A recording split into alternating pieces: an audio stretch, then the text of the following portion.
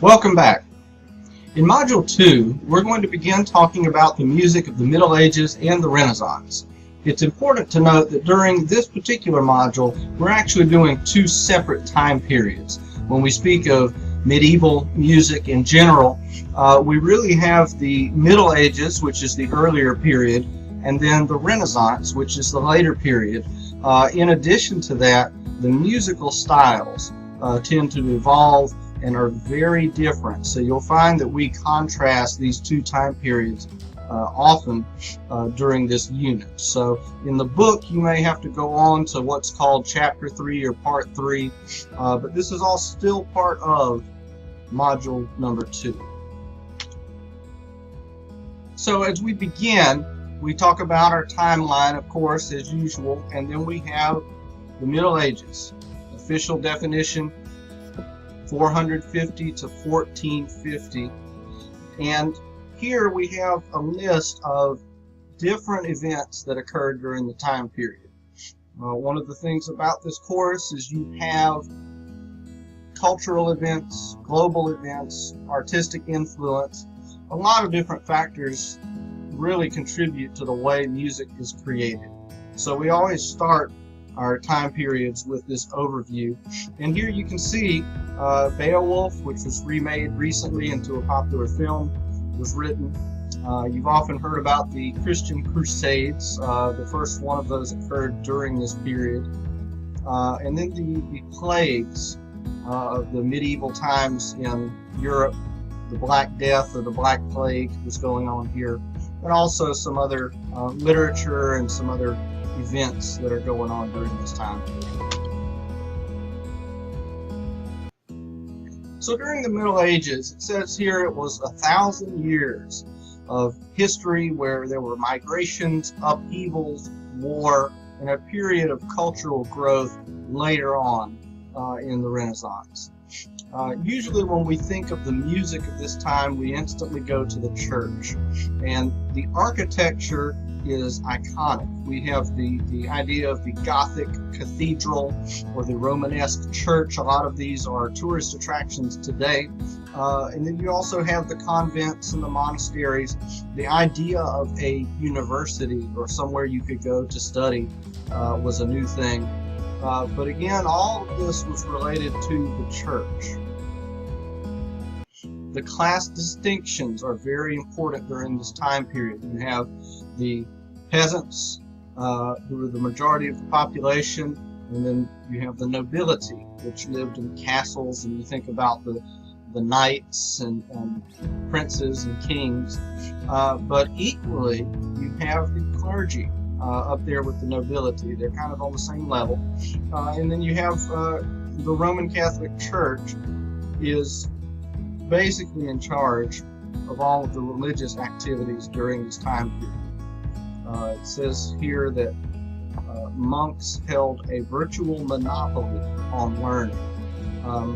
Only the higher-ups in the church knew how to read and write, and education was a privilege given to higher-up folks in the church.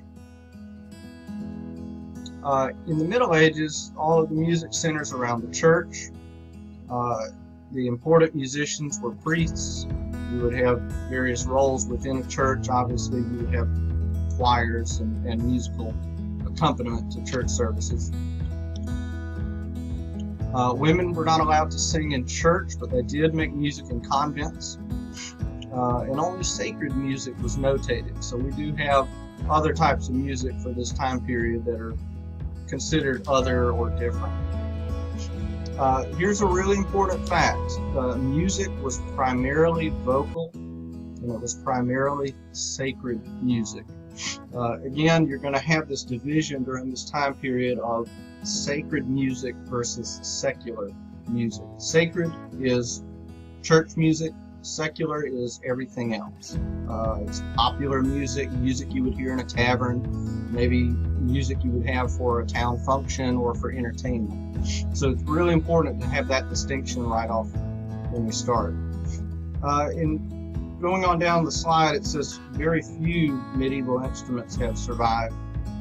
This is when thought to have kind of a beginning for a lot of our wind band instruments, and especially during the Renaissance. This is kind of a basis for our modern instruments. Music of the time, what little was written, it did not indicate tempo, dynamics, rhythm. So very, very new idea. You have the idea of notating music. A lot of churches would have one book where everybody would gather around to read, or only the nobles would know how to read the music. So the music notation system is very basic compared to what we end up with and what we have today. The official music of the Roman Catholic Church is considered Gregorian chant, and it represents the voice of the church. So a lot of times you would have a church service that would be focused on certain readings from the Bible or certain passages, and then it becomes more elaborate with musical accompaniment.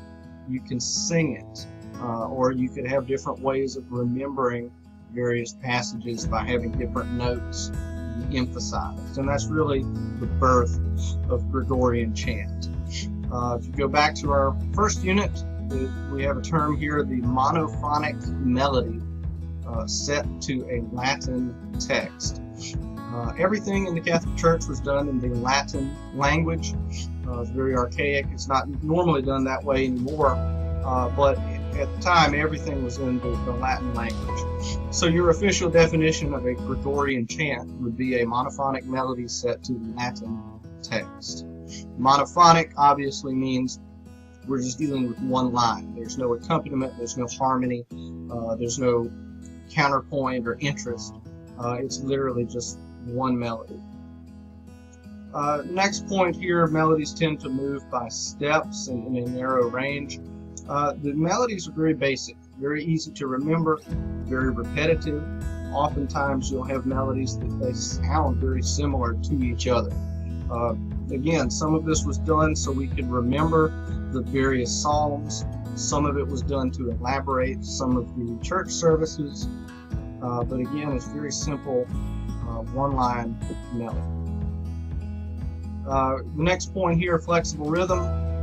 Obviously, with a very basic notation system, we can't have all of the elaborate rhythm notated. The other thing is, basically what these were, with the chants, you would have a psalm that is put to a tune. So everybody is going to be singing, everyone in the choir. So we're not going to have very complex figures and very complex rhythms. So we need to get everybody in sync when we sing this. So it's very simple, basic music. The next point is very important. Gregorian chant comes from, it is named for our first official pope, Pope Gregory. However, he did not compose them all. It's a very important distinction. It is named for him, but he does not. He is not responsible for all of the Gregorian chant. Many people composed that.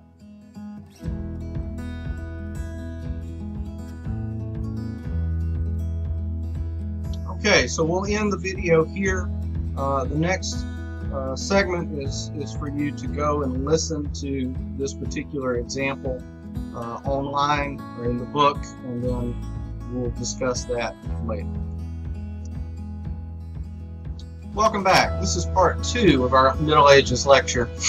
You'll notice on this slide there's a lot of important information about the piece we're about to listen to. The title, which is in Latin, Alleluia Vidimus Stellam, and the translation to that is We Have Seen His Star. And then we have a few fun facts about the piece. Technically, it is considered Gregorian chant. It has a monophonic texture, and it is in the form of a ternary musical form. We'll talk about what each of those mean in a moment. First, I want to go to the online book to take a look at an original manuscript. This is what music would have looked like during this time period. Notice on the page you have a lot of color and very large lettering and a lot of decoration in the margins. During this time period, paper, ink, and especially different colors and pigments were very expensive. So they were only used for the church, very high religious festivals and religious texts. So you would not have this on your average book or anything like that. And again, only the higher ups in the church were able to read such music. It's interesting to note, though, you can see the beginnings here of a staff, which we talked about in Module 1. This is only a 4-line staff. Here in the corner, you can see what is the beginning of what we consider now a clef, which will determine whether, remember we talked about the grand staff, and whether the notes are high or low. And then underneath there, we obviously have our Latin text, and everything is laid out as you would sing it with the different note values. So moving on, the listening outlines are going to be invaluable as we go through these. Let me pull up the listening guide for this first example, the Alleluia. You'll notice here it literally gives you a play-by-play of what's important, what to listen for. Very good to do. Let's do this first one together. Alleluia.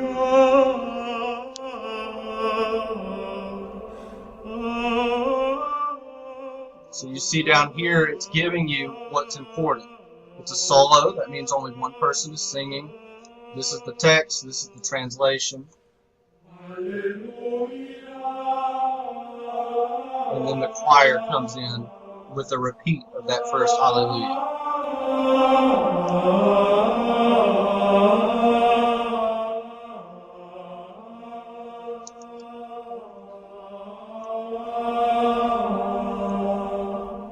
Okay, that's the end of the first musical idea, and you can see up there in the top right, we have a timer, which is again going to be very valuable when you're going back and listening to these.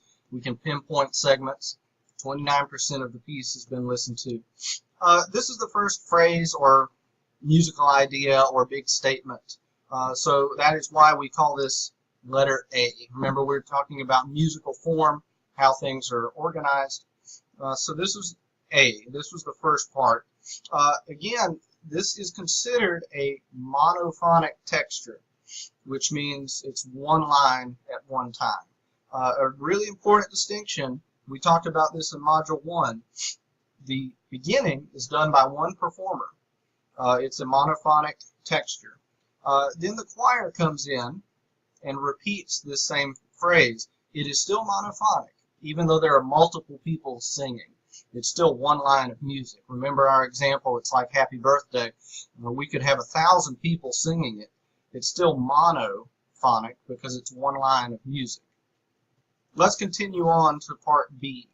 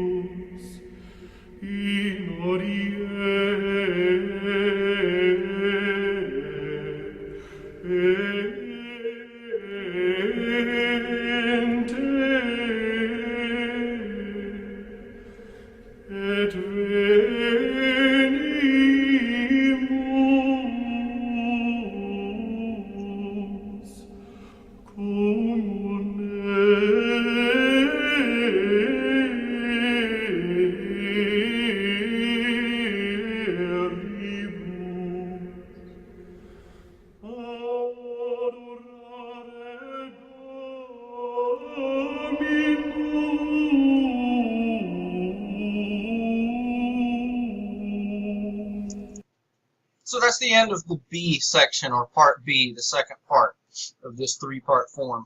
And again, I think the listening outlines are very valuable because we have the Latin, and then we have the English translation on the right side. We have this as clearly defined section. You'll notice some of the important things that we talked about at the beginning. The melodies are very basic, and they're very stepwise and repetitive. We see that here. This is one male singer. And that's why it's called the solo. We have one person doing this. So in general, this monophonic texture, the melody, it does not have a wide range. and it's not very adventurous in terms of different pitches, but it does have what the beginnings are of a key signature or a tonal center. And this is later on, this is where we end up developing some of our scales and modes from. Let's go ahead and finish this. This should be a repeat of A.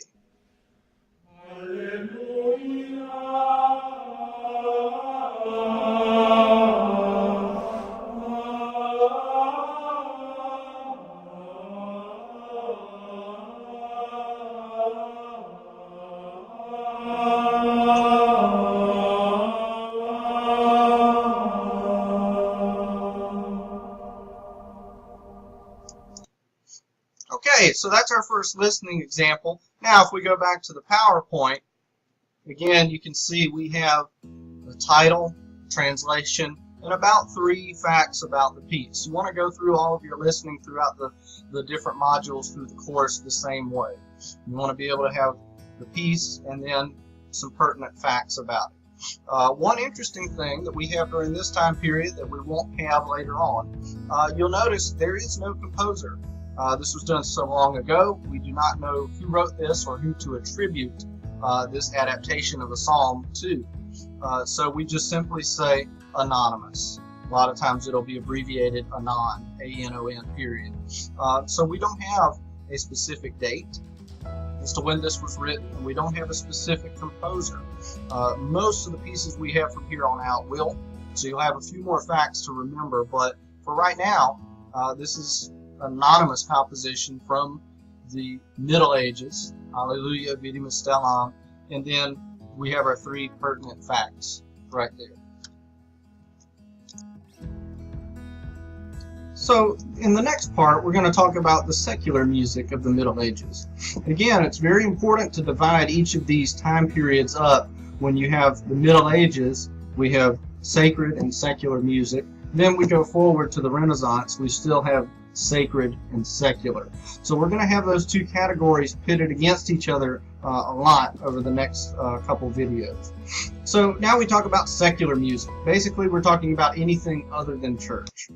So you might have music at a tavern, music around the campfire, music for some sort of town function, or some sort of party or entertainment.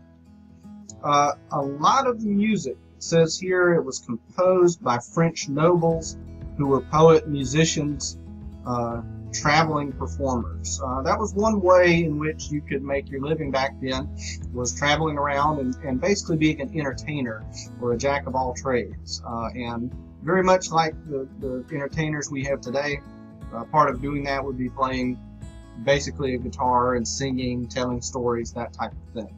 And you can see here that the popular secular music, the song topics included love, dancing, the war that was going on, so it's very similar to what we have today. The most notable aspect right now is you will not hear any lyrics, no Latin text, and it is 100% instrumental. And let me scroll over here to the book. You can see a picture or a painting from this time period. You have various instruments. You have what's called the shawm or aulos, and then you have a type of lute, which is a predecessor to the guitar. The aulos up here would be kind of a very early version of the clarinet. Over here you have what looks like a drum or a tambourine, and over here there's another horn. So now is when we begin the idea of instrumental music. Instrumental music was looked down upon. It was forbidden in church at this time. And the traveling entertainers or bards or wandering minstrels were looked at as at least as peasants or lower in terms of society ranking. Let's go ahead now and listen to our next piece here. Again, we said most of these were from France. So the title of this particular dance is the Estampille. And we've got our facts here about the piece, but we're going to go ahead and do the listening outline. So here is the Estampille.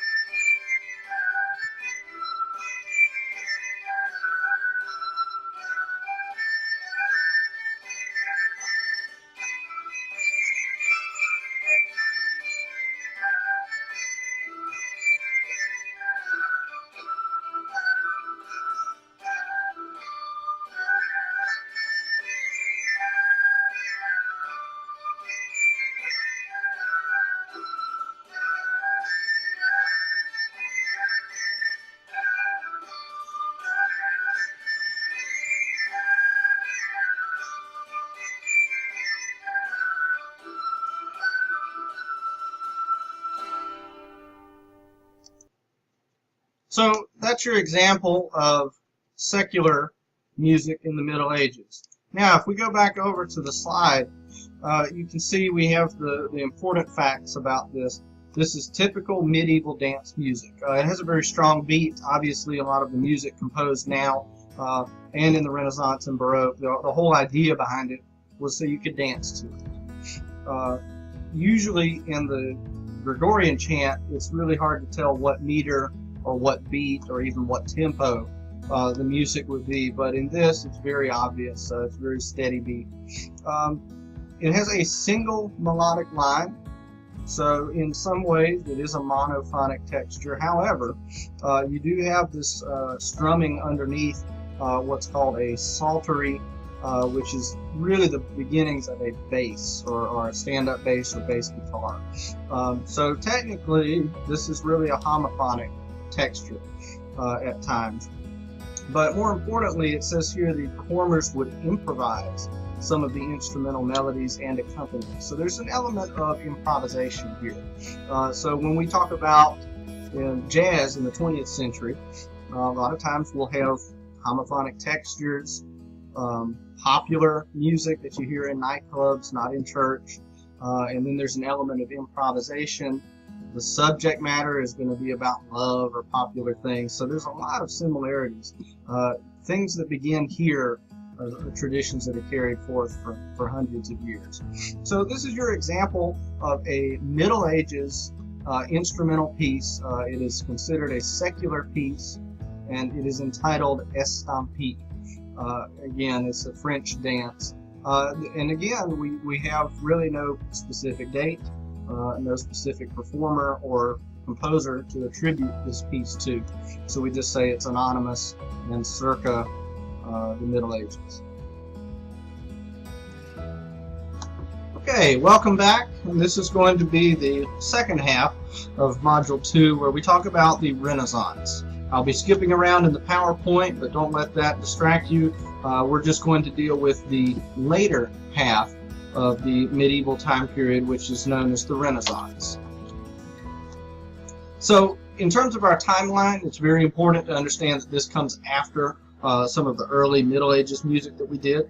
So the years are 1450 to 1600 BCE, and during this time period you have a number of important events. The first ever printing press and the first ever printed matter comes out of this time period. Columbus reaches America during this time period. And we have all of our famous painters and sculptors, Leonardo, Michelangelo, Raphael, Donatello. All of these folks contributed significantly to art during this time period. I'm sure you've heard of the Lutheran Reformation, the idea that Martin Luther was going to put forth new ideas and nail them to the church door. This happened during this time. And then Shakespeare's Romeo and Juliet was done during this time. So hopefully that gives you a little bit of a background of what we're talking about during this time period in terms of culture. The word Renaissance actually literally means rebirth. It is a rebirth of human creativity. It was time of exploration and adventure. You've heard about Christopher Columbus and Magellan. And it was also an age of curiosity and individual. We're working on trying to build the intellect and cultivate the individual, the human side of things. It's a little bit of a shift from the ideas that we had back in the Middle Ages, early medieval times. We would have a lot of superstition and a lot of poverty in general, and now we're trying to move away from that. So we have the visual arts. We're going to have painters and sculptors and artists. They're going to try to make things a little bit more realistic. So we start to see three-dimensional figures take shape on canvas. We have lighting, foreground, background, shadow. Some of this idea of what we have with sculpting and painting and architecture, it actually does spill over into music. So that's why we spend a lot of time talking about cultural significance.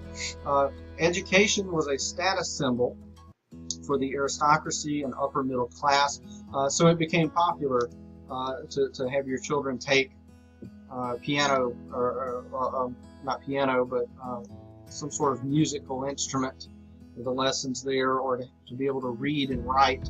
The Catholic Church was also far less powerful, so that's going to be very important in ushering in instrumental music into the church. So continuing on with the Renaissance, probably the most significant invention of this time period was the printing press. Basically what happened was they would take a block of wood and they would carve out the shape of a letter, and of course it would be reversed because it has to be on the page. And then they would dip the raised part of the wood into some ink or pigment or something, and then stamp it onto the parchment. They were able to do this. They created trays, and then they had individual blocks of letters. So you could rearrange the letters, creating new words, new sentences. Thus, the printing press was born. The very first book that was ever printed is the Bible, the Gutenberg Bible, as it's known. Very important. And you'll notice as we scroll down here on our slide, the musicians worked in churches, courts, and towns. So not too much of a change there from the early Middle Ages. The church remained an important patron of music. So we're just going to see the growth. We have monks in monasteries, nuns in convents. All of these folks are going to be creating music on some scale. The musical activity shifted to the courts. So you would have a parade, or you would have the town crier, somebody that would, we didn't have clocks back then, so we had to have a musical instrument tell us what time things were going to happen. Weddings, various functions, parties, entertainment. So instrumental musicians saw more employment and a little bit more credit in terms of their work. Lots of characteristics of Renaissance music. The idea that vocal music is still more important than instrumental music. So the church reserves vocal music. Instrumental music is going to be secular. Sometimes you'll see that start to blend over the next few years. We have the idea of word painting. So it's basically symbolism in music.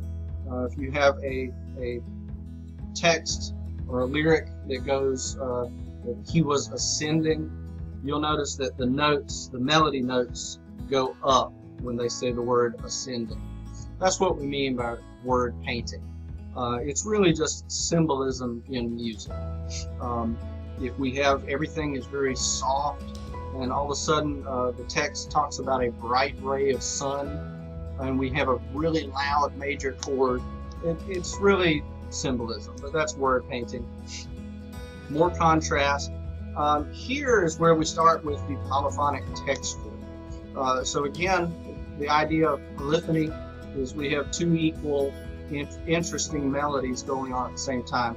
They could be the same, but they could be different. It really doesn't matter. The important thing is that the melodies are going concurrently, and that's what creates the interest. You have a heavy amount of imitation, and we're going to talk about this in a minute as well. And then in general, you see a lot of music that just sounds fuller. It has an expanded range. Melodies are a little more adventurous. Also, when you get maybe instead of a 1-part or 2-part chant like we had in the Gregorian chant, we'll have 4, maybe 5, even up to 6 parts. A lot of times you'll have these lines going concurrently, and pretty soon you start to hear vertical harmonies. Some of this is done on accident. Later on, some of this is done on purpose, but some of the really expansive polyphonic music comes off as homophonic because we actually start to form what we now know as chords and chord progressions and things of that nature. Rhythm and melody. Rhythm has a little bit more of a gentle flow. It's not necessarily all about the dance beat during this time. Melodies are very independent. Again, with polyphony, each melody kind of has its own identity. During the Renaissance, again, we need to split everything up between sacred and secular. The sacred side of things, you're going to have the motet, which is a short polyphonic choral work, usually a Latin text or vernacular. It can be either one. And then also the other genre that we have on the sacred side in the Renaissance is the Mass. So we would basically take some of the hours of office that we had in the monastery, an elaborated church service, an extended church service. We're going to add music to it, and therefore we have the Catholic Mass. It's still done today. Some churches still do it in Latin, but it originated in its official form during this time period. The official definition of a Mass is a polyphonic choral composition of the Catholic Church, made up of numerous amount of sections. Generally, it has 11 parts to it today. All we're going to talk about here is the vestiges. 5 sections. Again, everything's in Latin.